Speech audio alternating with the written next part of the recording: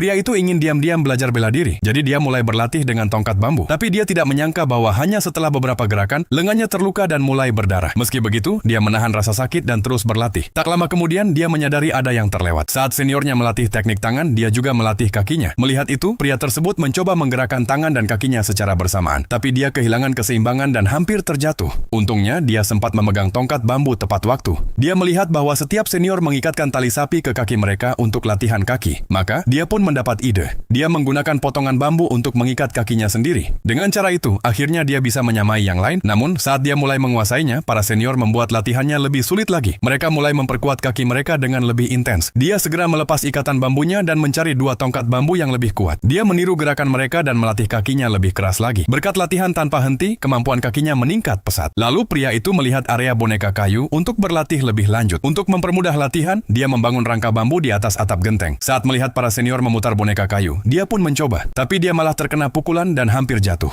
Di detik terakhir, dia menggunakan refleks cepatnya untuk tetap berdiri. Para senior tidak berhenti. Justru mereka memutar boneka kayu lebih cepat lagi untuk menyulitkannya. Tapi pria itu tetap tenang. Dia meniru gerakan tangan mereka dan mampu mengikuti. Dia begitu fokus hingga tidak sadar bahwa sang master telah datang. Karena atap bambu belum selesai, sang master tidak mengizinkannya masuk ke ruang latihan. Tapi pria itu berkata bahwa dia belum menyentuh tanah, jadi secara teknis belum masuk. Master lalu menendang boneka kayu itu hingga berputar dengan kencang. Pria itu merasa pusing dan hampir jatuh. Kemudian sang master memukulnya lagi dan membuatnya terpental ke rangka bambu. Pria itu pun melanjutkan membangun atap bambu. Setelah sang master pergi, dia kembali diam-diam berlatih. Dia mengangkat tongkat bambu untuk mencoba beberapa gerakan, tapi tiba-tiba melihat seorang senior terluka secara tidak sengaja. Dia begitu terkejut sampai hampir menjatuhkan tongkatnya. Untungnya, semua latihannya telah membuatnya sangat terampil. Beberapa hari kemudian, atap bambu akhirnya selesai. Tapi yang mengejutkannya, sang master mengingkari janjinya. Dia menolak untuk menerima pria itu sebagai murid dan memintanya untuk membongkar bambu dan pulang. Pria itu sangat marah karena sang master telah melanggar janji. Dia pun memutuskan untuk tidak pergi. Mereka akhirnya bertarung. Kali ini, apapun yang dilakukan sang master, pria itu bisa mengatasinya dengan mudah. Ternyata, sang master memang sengaja menyuruhnya membangun atap bambu. Dia ingin pria itu belajar bela diri secara diam-diam. Kini, pria itu telah menguasai semua tekniknya. Akhirnya, dia mengerti mengapa sang master menolak menerimanya sebagai murid. Jika dia menjadi murid resmi dan ingin pergi, dia harus melewati lorong berbahaya yang penuh dengan boneka kayu. Tapi karena dia belajar secara diam-diam, dia tidak perlu melakukannya.